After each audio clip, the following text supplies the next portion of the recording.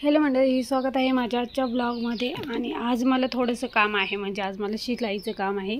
माझ्याकडे आज 4 टॉप शिलाई करायला आले आहेत. तर हे हे इथं 2 आहे, हा एक 3 आहे आणि इकडे एक अजून हा 4 आहे. असे 4 टॉप शिलाई करता आले आहेत. तर तुमच्या इकडे याची शिलाई किती असते तुम्ही सांगा. पूर्ण टॉपला शिलाई मारून घ्यायचे. तर मी 50 रुपये घेते एक टॉपचे. तर 4 टॉप आलेत. तर आज 200 रुपयाचं काम झालं आहे माझं, पाहू शकता.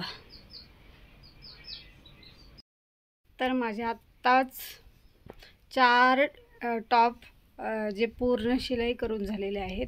मी तुम्हाला म्हटलं ना, आज मला एवढं काम नव्हतं, म्हणजे होतं ते सगळं काम करून मी 4 टॉप कालपासून घेतले होते. आणि काल तर मी टाळलं, कारण मी म्हटलं मला काम आहे, मी नाही करू शकत आणि मी उद्या करेल किंवा परवा करेल. तर त्यापैकी मी आत्ता 3च केलेत आणि एक राहिलं आहे. एकाला मी टिप नाही मारली आणि त्याला नंतर मारणार आहे. तर मी ह्या 4 याचे पैसे आमच्या इथं 50 रुपये कमी आहेत, म्हणजे कारण टॉप कितीला येतो माहिती आहे का तुम्हाला? 1000 रुपयेपर्यंत येतो आणि पूर्ण टॉपला शिलाई मारायला 70-80 रुपये लागतात. तर तरी मी 50च घेते, जाऊ दे. तर मी आत्ता 3 टॉप केलेत, अजून एक राहिला आहे, तो उद्या करणार आहे. कारण तुम्हाला माहिती आहे माझ्या डोक्याला थोडी गणगण आहे. कारण मी आता जे मी ऑनलाईन काम करत होते ते पण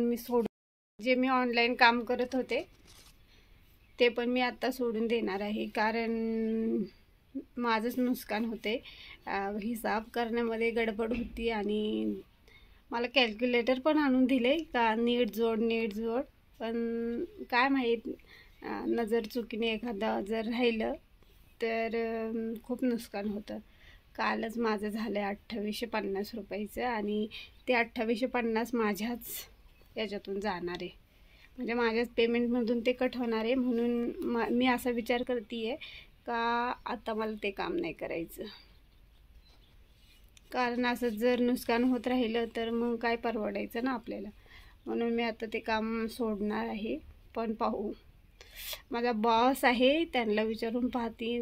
ते म्हटले का ठीक आहे, नसेल जमत तर नको करू. कारण त्यांनी मला कॅल्क्युलेटर आणून दिले, पण पहिले मी मोबाईलमध्येच करायचे, मोबाईलच्या कॅल्क्युलेटरमध्ये. पण आता दुसरं आणलं आहे. तर मला नाही करायचं, म्हणजे मला खूप कंटाळा येतो. 2-3 तास लागतात सकाळी 2 तास माझे त्याच्यात जातात आणि नंतर इतर कामं. तर नंतर मला व्हिडिओ पण टाकायला लागतं आहे. तर व्हिडिओमध्ये सुद्धा माझं असं झालं आहे, माझा गॅप होत राहतो आहे. तर आता इकडं यूट्यूबचं अर्निंग चालू आहे आणि इकडं पण गॅप, तिकडं पण नुकसान. तर असं करून नाही चालणार. तर असंच आपले व्हिडिओ टाकायचा असा विचार करते. आणि म्हणजे घरातली कामं करून एवढा डोक्याला ताप करून हिसाब किताब करायचा, त्याच्यात बी चुकायचं, तिथं आपलं नुकसान होते. म्हणून मी ते काम सोडणार आहे. आणि काही माझ्याच पैशावर घर चालतं असं नाही, आम्ही दोघं मिळून काम करतो आणि दोघांचं पण जे पेमेंट येतं त्याच्यावर घर चालतं. तर कधी असं म्हणजे माइंड फ्रेश होत नाही, तर असं कंटाळा येऊन जातो. आणि मलासुद्धा आता तसंच झालं आहे, मला असं कंटाळा यायला लागलं आहे. आणि तुम्हाला तर माहिती आहे, माझे व्हिडिओ तुम्ही पाहत असतील तर मी जास्त करून कुठं बाहेर जात नाही, काय नाही.